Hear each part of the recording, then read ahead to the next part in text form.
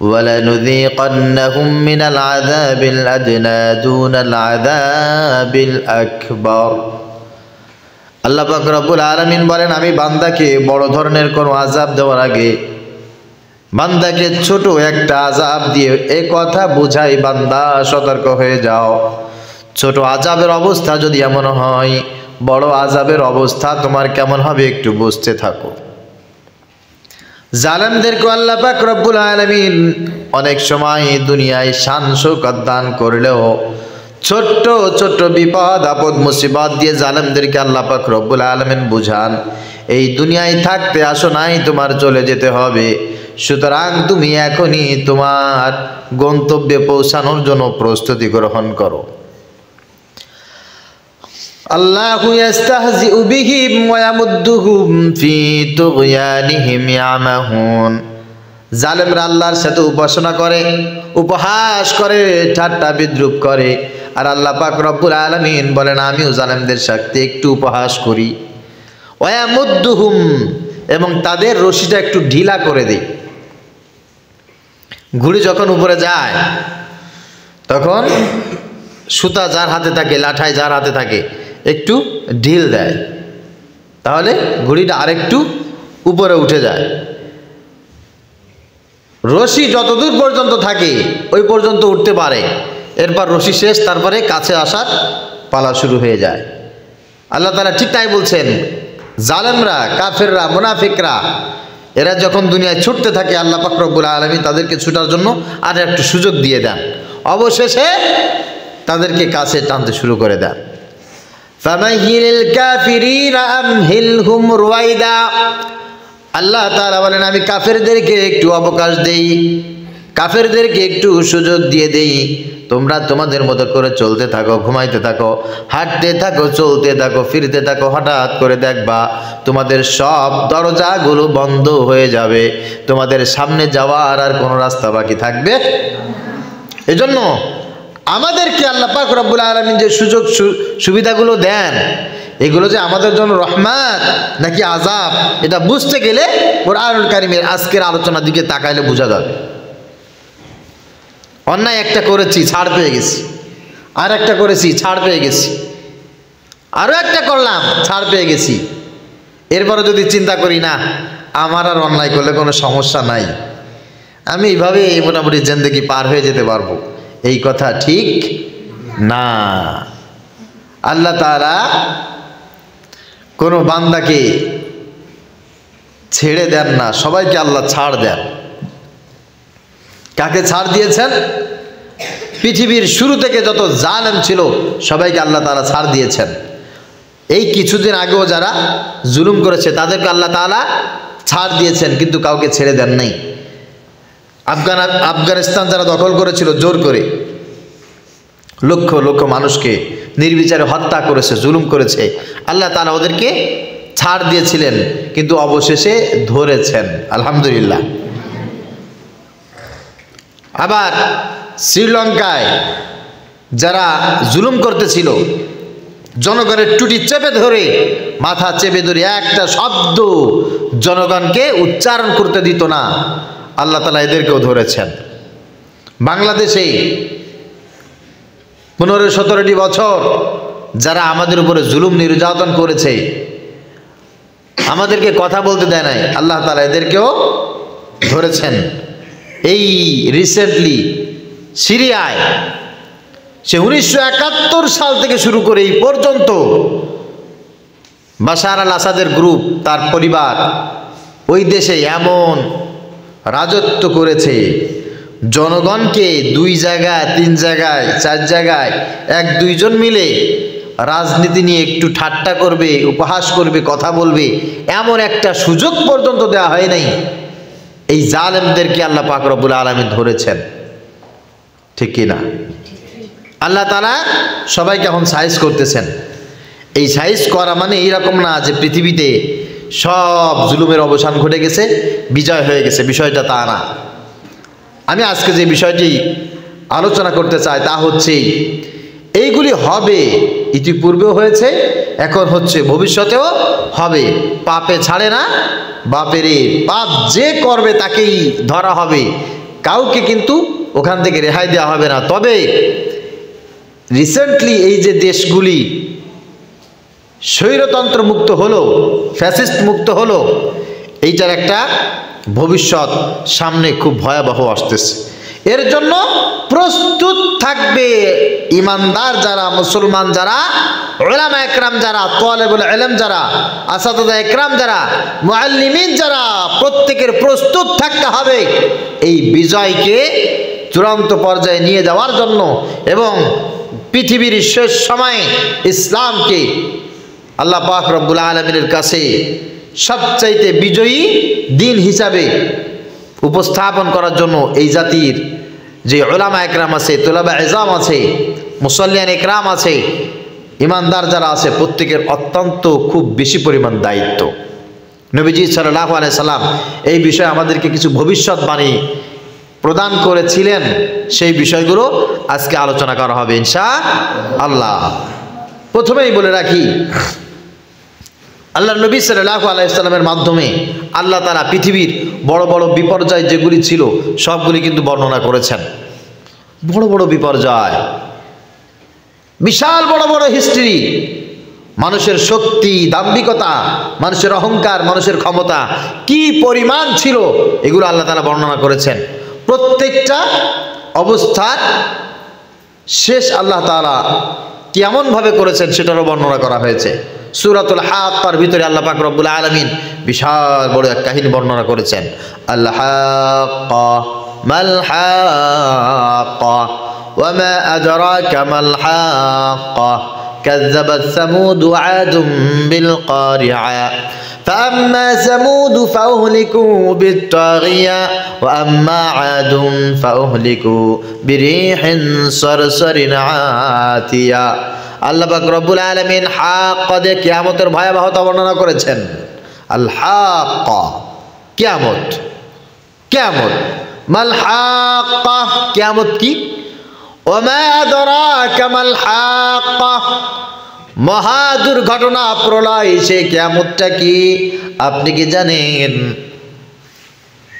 কাযযাবাত সামুদ ওয়া আদুম বিল কারিআ, যেই বিষয়টাকে মিথ্যা বলে মনে করেছিল আদ জাতি, সামুদ জাতি, আল্লাহ পাক রব্বুল আলামিন সূরাতুল হাক্কার ভিতরে আদ জাতির কথা, সামুদ জাতির কথা বর্ণনা করেছেন। তাদেরকে আল্লাহ তাআলা এমন সুঠাম দেহের অধিকারী করেছিলেন, যদি কোনো কাঠ, যদি কোনো বস্তু দুনিয়ায় আলাদা করে রাখা হতো, এমন কোনো বস্তু নাই যেটাকে তারা উঁচু করে এক স্থান থেকে অন্য স্থানে নিয়ে যেতে পারতো না। বিশাল বড় একটা পাথর, মনে করেন এই যে মসজিদ, মসজিদের সমান বড় একটা যদি পাথর হয়, এই পাথরটা ধরে আদ জাতি, সামুদ জাতি এমন শক্তিশালী ছিল, তারা কয়েকজনে লাগতো না, এক দুইজনে মিলে এই পাথর এক স্থান থেকে অন্য স্থানে নিয়ে যেতে পারতো। বিশাল 2 কিলোমিটার, 3 কিলোমিটার, 5 কিলোমিটার লম্বা একটা উঁচু পাহাড়, এই পাহাড়কে তারা নিমেষেই একদিনে 2 দিনে কেটে গর্ত করে ওখানে তারা ঘর বাড়ি বানাইতে পারতো। বড় বড় গাছপালা, বৃক্ষ, তরুলতা, বিশাল মোটা মোটা গাছ, এই গাছগুলোকে তারা কাটার জন্য অস্ত্র ব্যবহার করতো না, নিজেরা ভেঙে ফেলে দিত। এই কাঠগুলো চিরাই করতে তাদের কোনো অস্ত্র লাগতো না, নিজেরাই তারা চিরাই করতে পারতো। এত বড় শক্তিশালী মানুষ ছিল তারা। জমিনকে ফেলে তারা পানি বের করে ফেলতো। এই জমিনে এত শক্তিধর মানুষ আল্লাহ পাক রব্বুল আলামিন জমিনে আর একবারও প্রেরণ করেন নাই। এদের সামনে যখন কারিআ সম্পর্কে, হাক্কা সম্পর্কে, ওয়াকিআ সম্পর্কে বর্ণনা করা হলো, তখন তারা এটাকে মিথ্যা বলে মনে করেছে। তারা বলেছে আমাদের চাইতে শক্তিশালী আবার কোনো বাতাস আছে নাকি, কোনো ঝড় আছে নাকি, আমাদের চাইতে শক্তিশালী কোনো আওয়াজ আছে নাকি। ইসরাফিল যখন সিংহায় ফু দেবে, কিসের আওয়াজ হবে, কি বাতাস হবে, সব আমরা এই বড় বড় দেহ দিয়ে এমনিভাবে দমায় রাখবো, কোনো বাতাস আমাদেরকে কিছু করতে পারবে না, কোনো আওয়াজ আমাদেরকে কিছু করতে পারবে না। ফলপ্রসূ আল্লাহ পাক রব্বুল আলামিন তাদেরকে একটা বাতাস দিয়ে জমিনটা উল্টায়া দিয়া ধ্বংস করে দিয়েছেন। কাযযাবাত সামুদ ওয়া আদুম বিল কারিআ ফাম্মা সামুদ ফাউহলিকু বিত্তাগিয়া। আল্লাহ তাআলা বলেন আমি তাদেরকে হালাক করে দিয়েছি, ধ্বংস করে দিয়েছি। ওয়া আম্মা আদুন ফাউহলিকু বিরিহিন সারসারিন আতিয়া, ফলে তাদের অবস্থা, তাদের এলাকার অবস্থা আর তাদের শরীরের অবস্থা হয়েছিল এমন, একটা খেজুর গাছ যদি গোড়া থেকে উঠিয়ে ফেলানো হয়, অনেক সময় এই বেকু আছে না, বেকু দিয়ে গাছ উপড়ে ফেলে, দেখছেন কোনোদিন? তো বেকু দিয়ে যদি একটা ওই খেজুর গাছ উপড়ে ফেলানো হয়, ওই গাছের শিকড়গুলো তখন উন্মুক্ত হয়ে যায়। শিকড়গুলো কেমন দেখা যায়? কাটা কাটা কাটা কাটা দেখা যায় না? মানুষের অবস্থা ওই ঝড়ের পরে আদ জাতি, সামুদ জাতি, বিশাল বড় বড় দেহ, তাদের অবস্থা হয়ে গেল এমন সারসারিন আতিয়া, যেমন খেজুর গাছের গোড়ার শিকড়গুলো ঝাড়ুর মতো দেখা যায়, এরকম করে আর কোনো কাজে লাগে না, সেগুলোর কোনো শক্তিও থাকে না। এমন বড় খেজুর গাছ ওই শিকড়ের উপরে দাঁড়ায় ছিল, এখন শিকড়গুলো উপরে, শিকড়ের কোনো কি নাই, আর কোনো শক্তি নাই। মানুষের অবস্থাও ঠিক আল্লাহ পাক রব্বুল আলামিন এরকম ভাবে সারসারিন আতিয়া করে দিয়েছিলেন। আদ জাতির কথা, সামুদ জাতির কথা, এদেরকে আল্লাহ পাক রব্বুল আলামিন এভাবে ধ্বংস করে দিয়েছেন। তাদের শক্তিও ছিল, আবার সেই শক্তিকে ধ্বংস করেছিলেন কে? আল্লাহ। ফেরাউনেরও শক্তি ছিল, এমন শক্তি ছিল ফেরাউনের যে এই মাটিকে যা বলতো তাই হতো, গাছকে যা বলতো তাই হতো। ফেরাউনের বাড়ির সামনে একটা গাছ ছিল, এই গাছের পাতা যে একবার খাইতো তার সব রোগ ভালো হয়ে যেত। যে কোনো রোগ হয়েছে গাছের পাতা খেলে সব কি হয়? ভালো হয়ে যায়, মানুষ আর অসুস্থ হয় না। ফেরাউনের 200 বছরের ভিতরে একবার ঠান্ডা সর্দি পর্যন্ত হয় নাই। এত শক্তিশালী মানুষ ছিল তারা। ফেরাউন বিশাল দেহের অধিকারী, এত শক্তিশালী মানুষ। আল্লাহ তাআলা তাদেরকে ধরেছেন না, নষ্ট করেছেন না, পানিতে চুবায় মারেন নাই। ফাকুল্লান আখাযনা বিযামবি, আল্লাহ পাক রব্বুল আলামিন বলেন তাদের সীমা লঙ্ঘন করার কারণে, পাপের কারণে আমি আল্লাহ তাআলা সবাইকে ধরেছি। ফামিনহুম মান আরসালনা আলাইহি হাসিবা, কাউকে আমি আল্লাহ তাআলা বাতাস দিয়ে ধ্বংস করে দিয়েছি। আমিনহুম মান আখাযাতহুস সাইহা, আবার কাউকে আমি আল্লাহর পাক রব্বুল আলামিন ভূমি ধস দিয়ে ধ্বংস করে দিয়েছি। আমিনহুম মান খাসাফনা বিহিল আরদ, আবার কাউকে আমি প্লাবন দিয়ে নষ্ট করে দিয়েছি। বিশাল বড় প্লাবন আসছে আর সব ভাসতে ভাসতে সব ধ্বংস হয়ে গেছে। আমিনহুম মান খাসাফনা বিহিল আরদ আমিনহুম মান আগরাকনা, আবার আল্লাহ তাআলা বলেন কখনো কখনো আমি আল্লাহ তাআলা তাদেরকে ভূমিকম্প দিয়ে নষ্ট করে দিয়েছি। আবার কাউকে আমি পানিতে চুবায়া চুবায়া নষ্ট করে দিয়েছি, ধ্বংস করে দিয়েছি, হালাক করে দিয়েছি। এই দুনিয়ায় কোনো শক্তি টিকে থাকে নাই, কোনো শক্তি আজকে আর নাই। এখনো পর্যন্ত বিজ্ঞানীরা মাটির তলে যখন কোনো আবিষ্কার চালায়, কাজ চালায়, 100 মাইল 200 মাইল 300 মাইল পর্যন্ত মাটির নিচে বিশাল বড় বড় প্রাসাদ দেখতে পায় তারা। এই কিছুদিন আগেও প্রত্নতাত্ত্বিকবিদ যারা ছিলেন তারা খুঁজে পেয়েছেন যে 100 কিলোমিটার মাটির নিচেই বিশাল বড় প্যারাডাইস, সাজানো একটা রাজপ্রাসাদ। কয় কিলোমিটার? 100 কিলোমিটার নিচে। তার মানে ওই যে 1000 বছর আগে বিশাল বড় বড় ক্ষমতাধর যারা ছিল তারা প্যারাডাইস বানিয়েছিল, পাথর কেটে কেটে কেটে কেটে বিশাল বড় রাজপ্রাসাদ বানিয়েছিল। আল্লাহ তাআলা ওদেরকে প্লাবন দিয়ে ধ্বংস করে দিয়েছেন, ওদেরকে ভূমিধস দিয়ে ধ্বংস করেছেন। আল্লাহ তাআলা ওদেরকে ভূমিকম্প দিয়ে ধ্বংস করে দিয়েছেন। ওইগুলো মাটির নিচে রয়ে গেছে, কিয়ামতের আগে জায়গায় জায়গায় আল্লাহ তাআলা এগুলো প্রকাশ করেন। আমাদের এই বাগেরহাটে বিবি বেগুনি মসজিদ, আপনারা যারা গেছেন সব ইতিহাস তো দেখেন নাই। বিবি বেগুনি মসজিদ আছে, হযরত খান জাহান আলী রহমতুল্লাহি আলাইহির বিবির নামে একটি মসজিদ। ওই মসজিদের পাশে ওনার একটা বাড়ি আছে। ওই বাড়িটা যে বাড়ি ছিল এটার কোনো স্মৃতি ওখানে এখন নাই।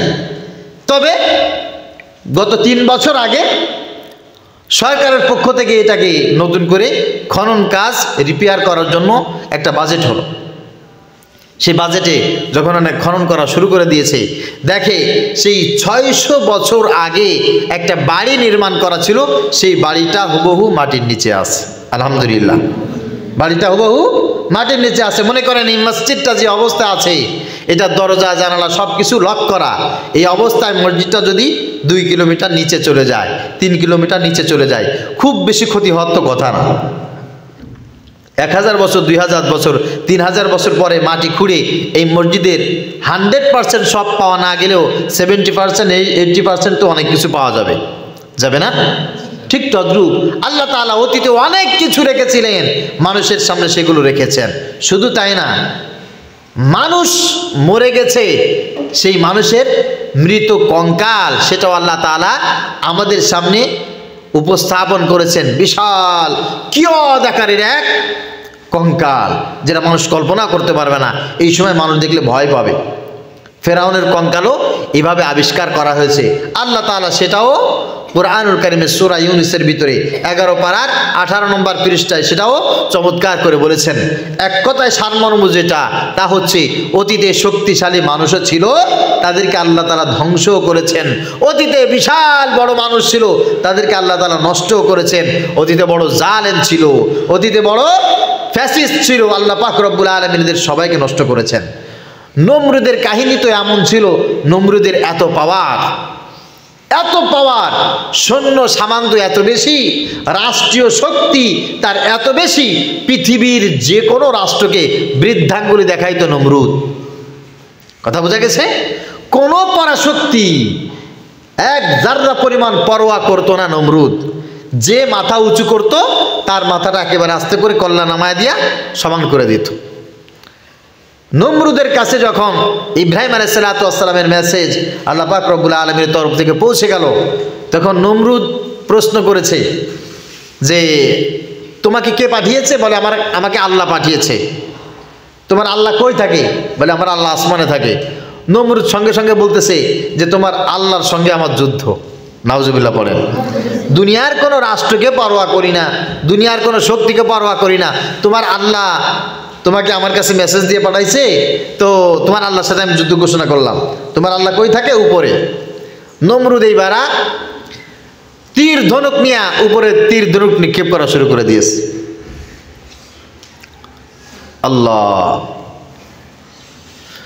আল্লাহ পাক রব্বুল আলামিন এই কথা কোরআনুল কারীমে বলেছেন, আলাম তারা ইলাল্লাযী হাজ্জা ইব্রাহিমা ফি রাব্বিহি আন আতাহুল্লাহুল মুলক ক্বালা আনা উহয়ি ওয়া উমীত। আল্লাহ পাক রব্বুল আলামিন বলেন, স্মরণ করো সেই সময়ের কথা, ইব্রাহিম আলাইহিস সালামের সঙ্গে নমরুদের যখন কথা হয়েছিল, ঝগড়া হয়েছিল, তখন সে জিজ্ঞাসা করেছিল তোমার আল্লাহ কি করে? বলে আমার আল্লাহ মানুষকে জীবিত করেন আবার মৃত করেন। নমরুদ তখন বলেছিল ক্বালা আনা উহয়ি ওয়া উমীত, আমিও তো জীবিত করি, আমিও তো মানুষকে মেরে ফেলে দেই। এই কথা বলে দুইজন মানুষকে সামনে এনে বলল এই দুইজনের প্রাণ হচ্ছে আমার হাতে। এই কথা বলে একজনকে এক কোপে দ্বিখণ্ডিত করে মুহূর্তের ভিতরে হত্যা করে ফেললো, আর একজনকে বলল যাও তুমি এবার খালাস, তোমাকে মুক্তি দিয়ে দিলাম। একজনকে বাঁচিয়ে দিল, একজনকে মেরে ফেললো। আল্লাহ পাক রব্বুল আলামিন কুরআনুল কারীমের সেই কথাগুলো এখানে বর্ণনা করেছেন। নমরুদ বলতেছে তোমার আল্লাহ কোথায়? আমার আল্লাহ উপরে। এবার উপরে তীর নিক্ষেপ করা শুরু করে দিয়েছে। আল্লাহ পাক রব্বুল আলামিন ফেরেশতার মাধ্যমে একটা তীর এইভাবে ধরে নিয়ে জান্নাতের একটা মাছের রক্ত এই তীরের উপরে লাগায়া দিয়া তীরটা আবার জমিনে ফেলে দিলেন। এইবার নমরুদ তীরের মাথায় রক্ত দেখে বলছে ওরে ইব্রাহিম তোমার আল্লাহ এবার শেষ, তোমার আল্লাহরে মেরে ফেলছি, তোমার আল্লাহ শেষ হয়ে গেছে। এই দেখো প্রমাণ আছে তো, দেখো। আল্লাহ পাক রব্বুল আলামিন বলেন এইভাবে জুলুম করতে করতে করতে করতে দুনিয়ার সেই জালেমকে আমি আল্লাহ তাআলা খোড়া একটা মশার মাধ্যমে দুনিয়া থেকে বিদায় করেছিলাম। আরে এমন একটা অবস্থা ছিল যেটা পৃথিবীর ইতিহাসে এর চাইতে ন্যাক্কারজনক অবস্থা আর কিছু হয় নাই। সব আল্লাহ তাআলা চোখের সামনে ঘটিয়েছেন। কোরআনুল কারীমের পরতে পরতে আয়াতে আয়াতে আল্লাহ তাআলা সেটা দেখিয়েছেন। চলতে চলতে চলতে চলতে একেবারে শেষ স্টেপে চলে আসছি আমরা। এরকম হাজার নয় লক্ষ লক্ষ কাহিনী আল্লাহ তাআলা ঘটিয়ে পৃথিবীর শেষ সময়ে আল্লাহ তাআলা বলেন ইকতারাবাতিস সাআতু ওয়ানশাক্কাল কমার ওয়া ইয়ারাউ আয়াতান ইউরিদু ওয়া ইয়াকুলু সিহরুম মুস্তামির ওয়া কাযযাবু ওয়াত্তাবাউ আহওয়াআহুম ওয়া কুল্লু আমরিন মুস্তাকির। হে নবী আমি আপনাকে বলছি ইতিপূর্বে যত মানুষের কথা আপনাকে শুনিয়েছি এগুলো সব পাস্ট ইজ পাস্ট, অতীত হয়ে গেছে। এখন সামনের কথা চিন্তা করেন, কিয়ামত অতি নিকটে, কিয়ামত অতি নিকটে। তার কারণটা হচ্ছে আমি আল্লাহ পাক রব্বুল আলামিন আপনার আঙ্গুলি দ্বারা চন্দ্রকে দ্বিখণ্ডিত করে দিয়েছি। যখনই আপনার আঙ্গুলের ইশারায় চাঁদ দ্বিখণ্ডিত হয়ে গেছে, তখন পৃথিবীর একেবারে শেষ সময় আপনি চলে আসছেন, শেষ সময়। আপনার চোখের সামনে দিয়ে আপনার হাতের ইশারায় যারা চাঁদকে দ্বিখণ্ডিত হতে দেখেছে, দেখার পর তারা তারা জবান দিয়ে কথা বলেছে সিহরুম মুস্তামির, এটা একটা দুর্লভ জাদু ছাড়া আর কিছু না। নাউজুবিল্লাহ। নবীজি সাল্লাল্লাহু আলাইহি সাল্লামের সামনে তারা দাঁড়িয়ে দেখছে যে আমার রাসূল হাত দিয়ে চাঁদ দ্বিখণ্ডিত করেছেন, নিজের চোখে দেখে এটা বলতেছে কি সিহরুম মুস্তামির, এটা একটা গোপন বিশাল জাদু ছাড়া, শক্তিশালী জাদু ছাড়া আর কিছু না। এত বড় জাদু।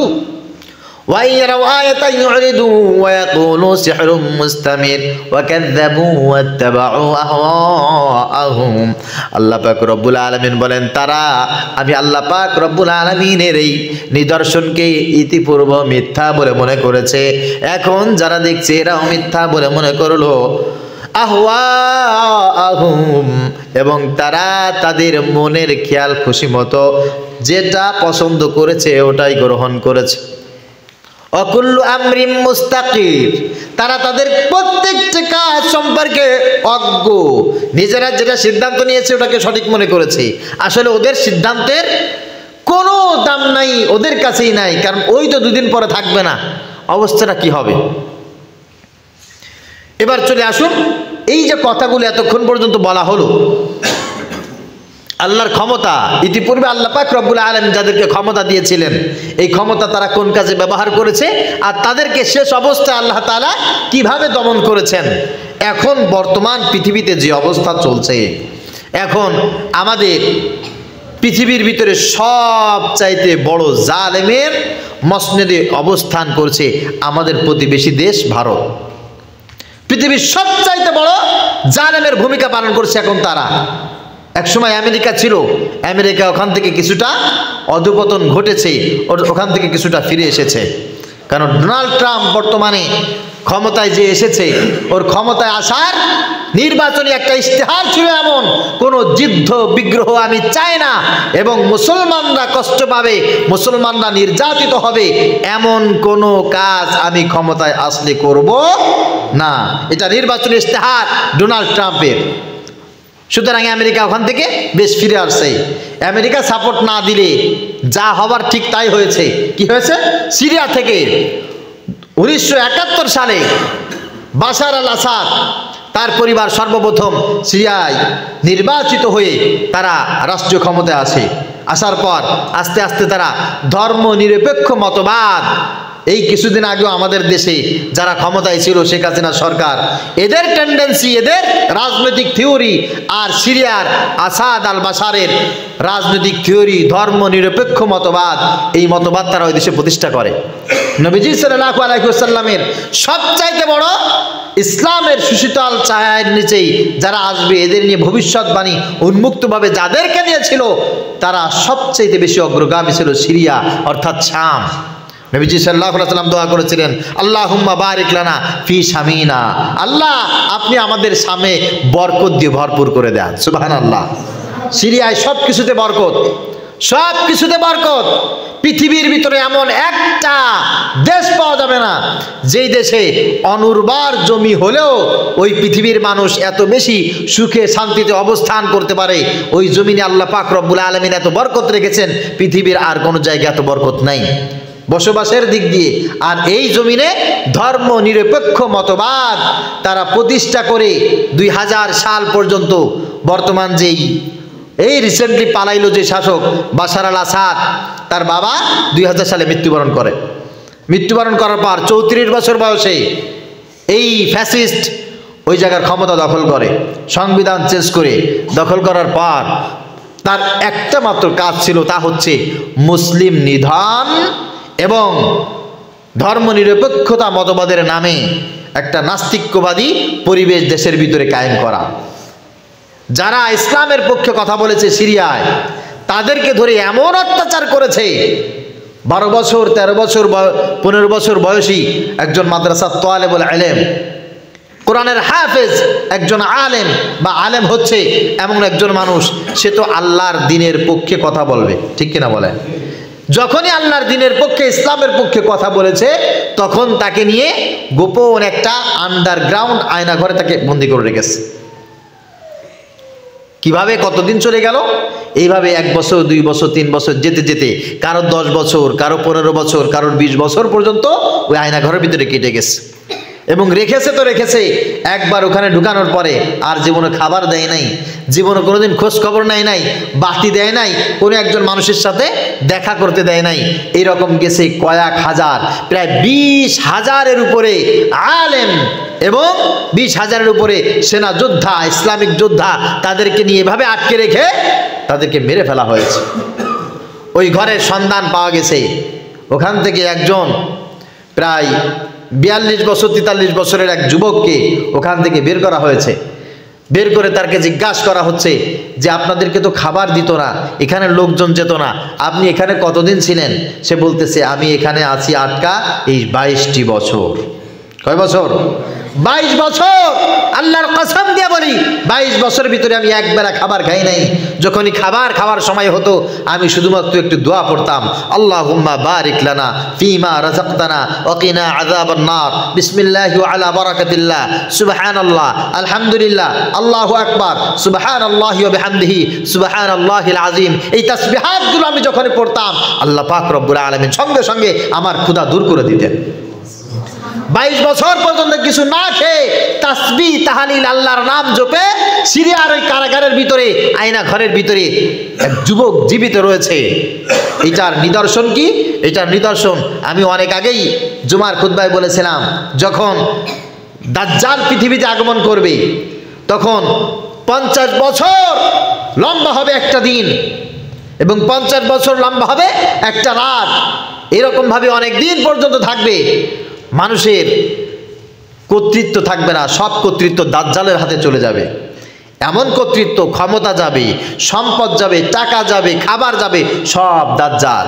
জমিনের ভিতরে দাজ্জাল এখান থেকে হেঁটে যাবে, এই আশেপাশে যত ফসল আছে, জমিতে যদি ধান থাকে, আলু থাকে, পেঁয়াজ থাকে, রসুন থাকে, গবাদি পশু থাকে, পুকুরের ভিতরে যদি মাছ থাকে, খাবার সম্পদ যা থাকবে সব ওখান থেকে দাজ্জালের পিছনে চুম্বকের মতো দৌড়ে চলে যাবে। কথা বুঝতে পেরেছেন? কোনো খাবার থাকবে না। দাজ্জালকে যে বলবে আপনি আমার রব, আপনি আমার প্রভু, দাজ্জালকে যে স্বীকার করবে, দাজ্জাল তাকে মুহূর্তের ভিতরে ধনী বানায় দেবে। তার খাবারের কোনো অভাব থাকবে না, তার কোনো অভাব অনটন থাকবে না, কোনো ভয়ভীতি থাকবে না। মুহূর্তের ভিতরে তার কপালে কাফের সিলমোহর লেগে যাবে আর তাকে সব সম্পদ দেওয়া হবে। আর যে ইমানদার, যে মুসলমান বলবে না তুমি দাজ্জাল, কানা দাজ্জাল তুমি, আমার আল্লাহ তোমাকে কাফের বানিয়েছে, তোমাকে আমরা মানি না। এই কথা বলার সঙ্গে সঙ্গে দাজ্জাল তাকে মারার জন্য চেষ্টা করবে, 1000 বার তাকে হত্যা করতে চাইবে, কিন্তু তাকে নিহত করতে পারবে না। সুবহানাল্লাহ। আর ওই ব্যক্তির যখন ক্ষুধা লাগবে, ওই ব্যক্তি জবান দিয়ে বলবে সুবহানাল্লাহ, আলহামদুলিল্লাহ, আল্লাহু আকবার, সুবহানাল্লাহি ওয়া বিহামদিহি, সুবহানাল্লাহিল আযীম। এইভাবে যতবার বলবে, আল্লাহ পাক রব্বুল আলামিন এই তাসবিহাতের যেই নির্যাস তার কলিজার ভিতরে দান করবেন, পেটের ভিতরে দান করবে, তার আর ক্ষুধা লাগবে না। 50,000 বছর পর্যন্ত একজন মানুষ না খেয়ে থাকবে, শুধুমাত্র আল্লাহর নাম জপবে আর দুনিয়ায় না খেয়ে এভাবেই সুন্দরভাবে দিন যাপন করতে থাকবে। আল্লাহ তাআলা সিরিয়ার এই যুবকদের মাধ্যমে এটা আমাদেরকে পরিষ্কার করে দেখিয়েছেন। বড় আফসোসের বিষয় হচ্ছে, আমার সন্তানেরা, আমার দেশের মুসলমানেরা, ইমানদারেরা ভারত প্রীতি দেখায়, হিন্দুস্তান প্রীতি দেখায়। আর এই সমস্ত ফ্যাসিস্ট জালেম যারা আছে, এদের দল করেছে, এদের নামে স্লোগান দিয়েছে, এদের পা চাটাছে, এদের গোলামি করেছে, এরা এত এত জুলুম নির্যাতন অত্যাচার করেছে। এখনো পর্যন্ত আমার এলাকার মানুষ, যে সমস্ত মানুষ আছে, তাদেরকে অনুসরণ করতো। এরা কোনো জায়গায় যে বলে নাই we are sorry, very sorry, extremely sorry, আমরা দুঃখিত, আমাদের এই কাজগুলি করা উচিত হয় নাই, কেউ বলছে আজ পর্যন্ত? কথা বলেন? বলে নাই। অথচ গতকালকে আমাদের র্যাবের মহাপরিচালক জাতির কাছে ওপেনলি ক্ষমা চেয়েছে যে নারায়ণগঞ্জে যে 7 জন হত্যা হয়েছে, 7 মার্ডার, এটার দায় আমাদের। আমাদের দ্বারা এই কাজ করানো হয়েছিল, আমরা জাতির কাছে ক্ষমা চাচ্ছি। অসংখ্য হত্যা, গুম, নির্যাতন, জেল, জরিমানা আমাদেরকে দিয়ে করানো হয়েছে, আমরা এর জন্য জাতির কাছে ক্ষমা চাচ্ছি। এই কাজ আমাদের দ্বারা জীবনে কখনো হবে না। একজন ফ্যাসিস্ট, জালেম, স্বৈরাচার সরকারের চর হিসাবে আমরা কাজ করেছিলাম, কাজ করতে বাধ্য হয়েছিলাম, আমরা জাতির কাছে ক্ষমা চাচ্ছি। আজ পর্যন্ত এদের ডিম থেকে ফোটা কোনো বাচ্চা, এদের লেজুর ভিত্তিক সংগঠনের কোনো একজন দায়িত্বশীল এই কথা বলেছে? বলে নাই। এই বলাটা নিয়ে আমার কোনো প্রশ্ন নাই, এরা বলল কি বললো না এইটা নিয়ে আমার কোনো মাথা ব্যথা নাই। আমি আজকে আপনাদেরকে এমন কিছু হাদিস শোনাবো, যে হাদিসগুলি শোনার পর কোনো মুসলমান বা মুসলমান দাবিদার কোনো মানুষ যদি এদের সহচর্য পেতে চায়, আল্লাহর কসম দিয়ে বলছি, এরা জীবনে কোনোদিন কোনো অবস্থায় ঈমান নিয়ে মৃত্যুবরণ করতে পারবে না। কথা বুঝবেন? কি পারবে না? এরা ঈমান নিয়ে মৃত্যুবরণ করতে পারবে না। আবার অনেকে দেখবেন বলবে যে হুজুর এদের ব্যাপারে এত কথা, এদের ব্যাপারে এত চিন্তা ফিকির আপনাদের, আরে এরা তো এখন মাজলুম। কি বলে বলেন? না, এদেরকে রাজনীতিতে সুযোগ দেওয়া উচিত, এদেরকে নির্বাচনে আসতে দেওয়া উচিত। আর এক ধরনের ফ্যাসিস্ট আছে না? কথা বলেন। এই ফ্যাসিস্টের দোসর আর এক ফ্যাসিস্ট আছে, তারা এখন তাদের জন্য মায়া কান্না করে, বলে না হুজুর এদেরকে আসলে নির্বাচন করতে দেওয়া উচিত, এদেরকে আসলে রাজনীতি করতে দেওয়া উচিত, এদেরকে এইভাবে নিষিদ্ধ করা, দূরে রাখা ঠিক না। এদের উদারতা, এদের সহানুভূতি এমন, বিশ্বাস করেন যদি আজকে দাজ্জাল পৃথিবীতে আসে তো এরা এই দাজ্জালের পক্ষ অবলম্বন করবে। আর এরা কি বলবে জানেন? হুজুর এই দাজ্জালদের বিরুদ্ধে ফতোয়া দিয়েন না, দেখেন না লোকটা জানেন ওর এক চোখ নাই, কানা একটা মানুষ, এর ব্যাপারে শুধু শুধু ফতোয়া দেওয়া উচিত হবে না। কথা বুঝতে পেরেছেন? কথা বুঝতে পেরেছেন? এরা দাজ্জালদের পক্ষ অবলম্বন করবে আর বলবে একটা কানা মানুষের বিরুদ্ধে লেগে লাভ নাই, হুজুর ওকে মাফ করে দেন, ওকে ওর কাজ করতে দেন। ধর্ম নিরপেক্ষ মতবাদ, আমরা যার যার ধর্ম নিয়ে চলবো, ও ওর কাজ করুক, আমরা আমাদের কাজ করি। প্রিয় ভাইরা আমার, এবার চলে আসুন মূল পয়েন্টে। সেটা হচ্ছেই আফগানিস্তান থেকে যখন ফ্যাসিস্ট পলায়ন করলো, জালেম পলায়ন করলো, কোন দেশে এসেছে জানেন আপনারা? জানেন না তো? চার দোকানে বসবেন আর আমার নামে যত যা কিছু আছে, আমি কি করলাম না করলাম, কোন হুজুর কি করলো না করলো, এই বসে বসে আলোচনা করবেন। এই সমস্ত খবর তো আর নেবেন না। কারে কোথায় কিভাবে 3 হাত 4 হাত দেওয়া যায় সেই চিন্তা ফিকির করেন, এই চিন্তা ফিকির তো করবেন না। আফগানিস্তান থেকে যখন জালেম পালালো, এই জালেম পালিয়ে চলে আসছে আমাদের ভারতে। শ্রীলঙ্কা থেকে যে জালেম পালায়ন করেছে, এরা অনেক জায়গায় যেতে চেয়েছে, রাশিয়া যেতে চেয়েছে, কানাডায় যেতে চেয়েছে, জাপান, জার্মান, ফ্রান্স যেতে চেয়েছে, কোনো জায়গায় এদের জায়গা হয় নাই, ভারত তাদেরকে জায়গা দিয়েছে। শুধু তাই না, আমাদের বাংলাদেশ থেকে যে পালিয়েছে কোথায় গেছে? ভারত গেছে।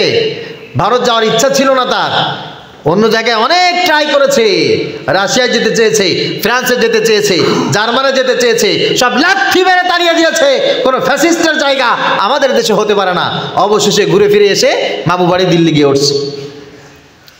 আবার রিসেন্টলি শাম থেকে 1971 সাল থেকে শুরু করে এই 2024 সাল পর্যন্ত মুসলমানদের উপরে, ইমানদারদের উপরে যারা জুলুম নির্যাতন করেছে, আরে আপনারা দেখেছেন কিছুদিন আগেও সিরিয়ায় ছোট্ট ছোট্ট বাচ্চা, তাদের উপরে কিভাবে বোম্বিং করা হয়েছে।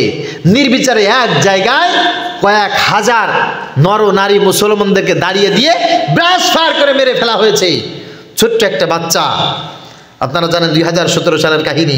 ছোট্ট একটা বাচ্চা গুলিবিদ্ধ হয়ে রক্ত ঝরছে আর চিৎকার করে বলছে, তোমরা এভাবে আমাদেরকে মেরে ফেললে আল্লাহর সাথে আমার দেখা হবে, আমি কিন্তু আল্লাহর কাছে তোমাদের নামে নালিশ করব, আল্লাহর কাছে তোমাদের জুলুম সম্পর্কে সব বলে দেব।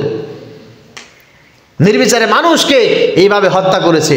অবশেষে এই শাম থেকে যখন এই শয়তান পলায়ন করেছে, অন্য অন্য জায়গায় এই জালেম যেতে চেয়েছে, পৃথিবীর কোনো রাষ্ট্র তাকে জায়গা দেয় নাই। কোথায় আসছে? কথা বলেন। ভারত চলে আসছে। এক কথায় বোঝা গেল, পৃথিবীর যত নিকৃষ্ট মানুষ, নিকৃষ্ট জালেম যারা, ফ্যাসিস্ট যারা, তাদের গডফাদার বর্তমানে আমাদের প্রতিবেশী রাষ্ট্র ভারতে। সুতরাং ওখান থেকে যে কোনো একটা কলকাঠি বিশ্বব্যাপী আবার নাড়ানো হচ্ছে না, এটা স্পষ্ট ভাষায় বলার কোনো সুযোগ নাই। এবং কিয়ামতের আগে সর্বশেষ পৃথিবীতে যেই যুদ্ধটা হবে, যেই গোলা বারুদটা ফুটবে, পৃথিবীর সব মানুষের ভিতরে যে স্পেশালভাবে একটা উদ্দীপনা ছড়িয়ে পড়বে এবং সাম্প্রদায়িক একটা দাঙ্গা সব জায়গায় তৈরি হয়ে যাবে, এটার দামামা বাঁচতেছে, এটা কল্পনাই করা যায়। এদেশে যারা তাদের পক্ষ অবলম্বন করো, আমি তোমাদেরকে বলছি, আমার নবীজি সাল্লাল্লাহু আলাইহি ওয়াসাল্লাম ঠিক এই সময়ের কথা হাদিসের ভিতরে অসংখ্য পাতায় পাতায় আমাদেরকে বর্ণনা করে বুঝিয়ে দিয়েছেন। সুবহানাল্লাহ বলেন। অবস্থাটা হবে এই, মানুষ নামাজ পড়বে, মানুষ রোজা রাখবে, মানুষের ভিতরে মানুষের সম্প্রীতি থাকবে, কিন্তু মুসলমানদের ভিতরে মুসলমানদের যে জিনিসটা থাকা দরকার সেই অস্তিত্বটা থাকবে না। সেটা কেমন? সেটা হচ্ছে মুসলমানের প্রতি মুসলমানের মহাব্বা, মুসলমানের প্রতি মুসলমানের কল্যাণ কামনা। মুসলমান আজকে মুসলমানের কল্যাণ কামনা করে না, মুসলমান আজকে ফ্যাসিস্টের কল্যাণ কামনা করে, মুসলমানরা তাদের দাদা বাবুদের কল্যাণ কামনা করে। অথচ বিশ্বের ভিতরে সবচাইতে বড় শত্রু মুসলমানদের যারা হবে কিয়ামতের আগে, সবচাইতে বড় শত্রু তারা হবে হিন্দুস্তানের যেই হিন্দুয়ানি কালচার যারা অবলম্বন করতেছে, এই সব ফ্যাসিস্ট যারা এক জায়গায় হচ্ছে, এদেরকে নিয়ে যে সংগঠনটা তৈরি হবে সব ফ্যাসিস্টদেরকে নিয়ে, কিয়ামতের আগে এদের চাইতে বড় শত্রু মুসলমানদের জন্য একটাও হবে না। কথা বুঝতে পেরেছেন? হযরত সাওবান রাদিয়াল্লাহু তাআলা আনহু থেকে বর্ণিত, তিনি নবীজি সাল্লাল্লাহু আলাইহি ওয়াসাল্লামের জবানের একটি হাদিস বর্ণনা করেছেন। তিনি বলেন, ইসাবাতানি মিন উম্মতি আখরাজাহুমুল্লাহু মিনান নার। হযরত সাওবান রাদিয়াল্লাহু তাআলা আনহু বলেন, আমি নবীজি সাল্লাল্লাহু আলাইহি ওয়াসাল্লাম থেকে এই কথা বলতে শুনেছি, কিয়ামতের আগে দুটি গোত্র থাকবে, দুটি দল থাকবে, দুটি বাহিনী থাকবে, তারা আল্লাহর দ্বীনের জন্য ঘর থেকে বের হয়ে যাবে, আর আল্লাহ পাক রব্বুল আলামিন তাদেরকে জাহান্নাম থেকে মুক্তি দান করবেন। সুবহানাল্লাহ। তাদের গুণ সম্পর্কে নবীজি সাল্লাল্লাহু আলাইহি ওয়াসাল্লামের তরফ থেকে সাহাবীরা বর্ণনা করেন, দুই শ্রেণীর মানুষেরা, ইসাবাতানি মিন উম্মতি, আমার উম্মতের ভিতরে এমন থাকবে, আখরাজাহুমুল্লাহু মিনান নার, আল্লাহ পাক রব্বুল আলামিন তাদেরকে জাহান্নাম থেকে মুক্তি দান করবেন। এদের ভিতরে নামাজের কিছু ঘাটতি থাকলেও থাকতে পারে, এদের ভিতরে কোরআন তেলাওয়াত, জিকির, আজকার, অন্যান্য ইবাদতের কিছু ঘাটতি থাকলেও থাকতে পারে, কিন্তু এদের একটা কল্যাণ থাকবে, একটা গুণ থাকবে সবচাইতে বেশি, এরা সব সময় সর্বাবস্থায় মুসলমানদের কল্যাণ কামনা করবে। সুবহানাল্লাহ বলেন। ইসাবাতুন তাগজুল হিন্দা ওয়া ইসাবাতুন তাকুনু মা ঈসা ইবনে মারইয়াম আলাইহিমাস সালাম। এই দুটি গোত্রর একটা গোত্র, তাদের অবস্থা হবে এমন, তারা সব সময়ের জন্য এই ফ্যাসিস্ট হিন্দুস্তানে যারা আছে এদের বিরোধিতা করবে, আর এদের বিরুদ্ধে লড়াই করবে, জিহাদ করবে, সংগ্রাম করবে, স্লোগান দিবে, ময়দানে থাকবে, এদের বিরুদ্ধে চারণ করবে, আর আল্লাহ পাক রব্বুল আলামিন ওদেরকে জাহান্নাম থেকে মুক্তি দান করে দেবেন। আর একটা বাহিনী থাকবে, আর একটা বাহিনী থাকবে, তাদের ব্যাপারে নবীজি বলেন, তাকুনু মা ঈসা ইবনে মারইয়াম, তারা থাকবে হযরত ঈসা আলাইহিস সালাতু ওয়াস সালামের সাথে। হযরত ঈসা যখন জমিনের উপরে আগমন করবে, তখন এক শ্রেণীর মানুষ ঈসা আলাইহিস সালাতু ওয়াস সালামের পক্ষ অবলম্বন করে কথা বলবে। যারা ঈসা আলাইহিস সালাতু ওয়াস সালামের পক্ষ অবলম্বন করে কথা বলবে, আল্লাহ পাক রব্বুল আলামিন তাদেরকে জাহান্নাম থেকে টেনে টেনে বের করে সবাইকে জান্নাত দান করে দেবে। আরেক শ্রেণীর মানুষ হবে যারা এই হিন্দুস্তানের ব্যাপারে সতর্কতা অবলম্বন করবে, এদের পক্ষ অবলম্বন করবে না, এদেরকে সাপোর্ট দিবে না, এদের বিরুদ্ধাচারণ করবে। এক কথায় মুসলমানদের পক্ষে, ইমানদারদের পক্ষে হিন্দুস্তানের বিরুদ্ধে সব সময় তারা অবস্থান করবে। আল্লাহ তাআলা এদেরকে জাহান্নাম থেকে মুক্তি দান করে জান্নাতের ভিতরে জায়গা দান করে দেবেন। যারা দাদাবাবুর প্রশংসা ছাড়া কিছু বলেন না, কিছু করেন না, আল্লাহর রাস্তে এই হাদিসটা আপনাদের কাছে বর্ণনা করা থাকলো, আপনারা একটু রাতের বেলা শুয়ে শুয়ে চিন্তা করবেন।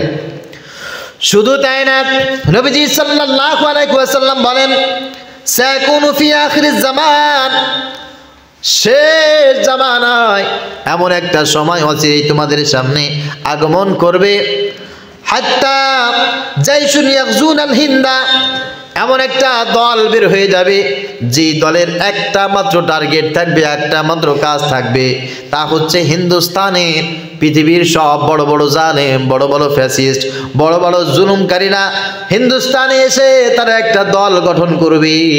এই দলের তাদের উদ্দেশ্য থাকবে ইমানদার যারা, মুসলমান যারা, তাদেরকে দমন করা, আলেম যারা, তোলাবা যারা, তাদেরকে দমন করা। এটাই হবে তাদের ফার্স্ট টার্গেট। আর এই টার্গেটকে সফল করার জন্য তারা কাজ করবে। একটা দল থাকবে এমন, জাইশুন ইয়াগজুন আল হিন্দ, নবীজি বলেন এমন একটা দল থাকবে যারা তাদেরকে সর্বপ্রথম আক্রমণ করবে, তাদেরকে আক্রমণ করবে। আক্রমণ করবে এইটা না যে তাদের সেই সমস্ত মুসলমানদের শক্তি বেশি থাকবে, ক্ষমতা বেশি থাকবে, টাকা পয়সা বেশি থাকবে, অস্ত্র বেশি থাকবে, বিষয়টা এমন না। তারা ইমানের বলে বলিয়ান হয়ে তাদেরকে আক্রমণ করবে। আর আক্রমণ করতে দেরি আল্লাহ পাক রব্বুল আলামিনের হাবিব বলেন ফায়াফতাহুল্লাহু আলাইহিম, আল্লাহ পাক রব্বুল আলামিন সঙ্গে সঙ্গে তাদেরকে বিজয় দান করে দেবেন। এই বিজয় সম্পর্কে নবীজি সাল্লাল্লাহু আলাইহি ওয়াসাল্লাম বলেন, যখন হিন্দুস্তানের মুসলমানরা হামলা করবে আর ওখানে আল্লাহ পাক রব্বুল আলামিন বিজয় দান করবে, এই যুদ্ধে অনেক মুসলমান শাহাদাতের পেয়ালা পান করবে। যারা ওই যুদ্ধে শাহাদাতের পেয়ালা পান করবে, কিয়ামতের ময়দানে আল্লাহ পাক রব্বুল আলামিন বদরের সাহাবী যারা শাহাদাতের পেয়ালা পান করেছিলেন ওদের কাতারে আর এদের কাতার আল্লাহ এক করে দিয়ে কিয়ামতের ময়দানে তাদেরকে জান্নাতি বলে ঘোষণা করে দেবেন। বদরে যারা শহীদ আর এই গাজওয়ায়ে হিন্দে যারা শহীদ, এদের ভিতরে কোনো পার্থক্য থাকবে না। এদেরকে আল্লাহ পাক রব্বুল আলামিন সমান মর্যাদা দান করবেন। বিজয়টা হবে মুসলমানদের। হাত্তা ইয়াতু বিমুলুকিহিম মাগলুলিন, শুধু তাই না, আল্লাহর রাসূল সাল্লাল্লাহু আলাইহি ওয়াসাল্লাম বলেন তাদেরকে আল্লাহ পাক রব্বুল আলামিন বিজয় দান করার পর ওইখানে যে বড় বড় ফ্যাসিস্ট থাকবে, জালিম থাকবে, তাদেরকে এরা পাকড়াও করবে, সবগুলোকে বন্দি করে ফেলবে। আল্লাহ তাআলা মুসলমানদেরকে সেই ক্ষমতা দান করবেন। ফায়াগফিরুল্লাহু লাকুম যুনুবাকুম, আর এই দলকে আল্লাহ পাক রব্বুল আলামিন ক্ষমা করে দেবেন।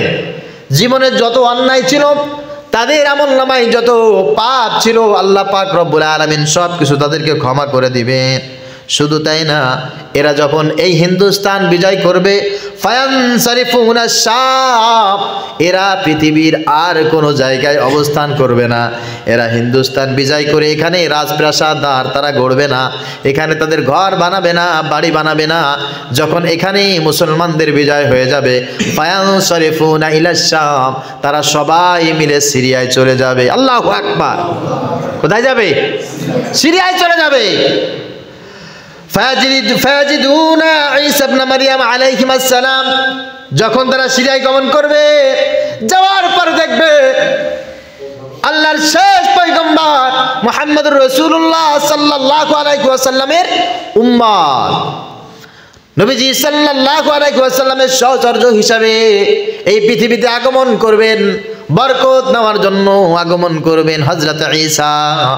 সিরিয়ায় যেতে দেরি হবে। হযরত ঈসা আলাইহিস সালাতু ওয়াস সালাম বিশাল একটা বাহিনী নিয়ে তাদেরকে স্বাগতম জানাইতে দেরি করবে না। খেয়াল করেন, এত সহজ না। এদের সাথে লড়াইটা হবে এমন, লড়াইটা করে বিজয় হবে। বিজয় হওয়ার পরে এলাকায় তারা থাকবে না, সিরিয়ায় চলে যাবে। সিরিয়ায় যাওয়ার পরে দেখবে হযরত ঈসা আলাইহিস সালাতু ওয়াস সালাম সবার আগে অবস্থান করছে, আর পিছনে হাজার হাজার মুসলমান তাদেরকে ওয়েলকাম জানাবে। আরে এরা মুহাম্মদুর রাসূলুল্লাহর সেই উম্মত যারা হিন্দুস্তানের বিরুদ্ধে জিহাদ করে, যুদ্ধ করে, সংগ্রাম করে, ইসলামকে বিজয় করে আজকে সিরিয়ায় তারা ফিরে এসেছে। ঈসা আলাইহিস সালাতু ওয়াস সালামের সঙ্গে এদের সাক্ষাৎ হবে, মোলাকাত হবে। বাকি জীবনটা ঈসা আলাইহিস সালাতু ওয়াস সালামের সান্নিধ্যে এরা কাটাতে পারবে। সুতরাং এই স্বপ্ন আমরা দেখি, নবীজি সাল্লাল্লাহু আলাইহি সাল্লাম এই স্বপ্ন আমাদেরকে দেখতে বলেছেন, যার ভিতরে শেষ জামানায় ঈসা আলাইহিস সালাতু ওয়াস সালামের সাথে এইরকম সৌহার্দ্যপূর্ণ সাক্ষাৎ হবে, এটা যে কামনা করে না। হিন্দুস্তানের বিরুদ্ধে জিহাদ হবে, সেই জিহাদে অংশগ্রহণের জন্য যারা কামনা করে না, গাজওয়ায়ে হিন্দের সাথে যে গাজওয়ায়ে হিন্দ যখন সংগঠিত হবে ইমানদারদের পক্ষে, মুসলমানদের পক্ষে এদের অবস্থান থাকবে, এটা যারা কামনা করে না, নবীজি বলেছেন ও কাফের হয়ে বললো, ইহুদি হয়ে বললো, নাকি মুনাফিক হয়ে বললো, কিয়ামতের ময়দানে আমি নবী তা দেখতে যাব না। কথা বুঝতে পেরেছেন? আমি নবী তা দেখতে যাব না। এজন্য আপনাদের সিদ্ধান্ত নেওয়ার সময় চলে এসেছে।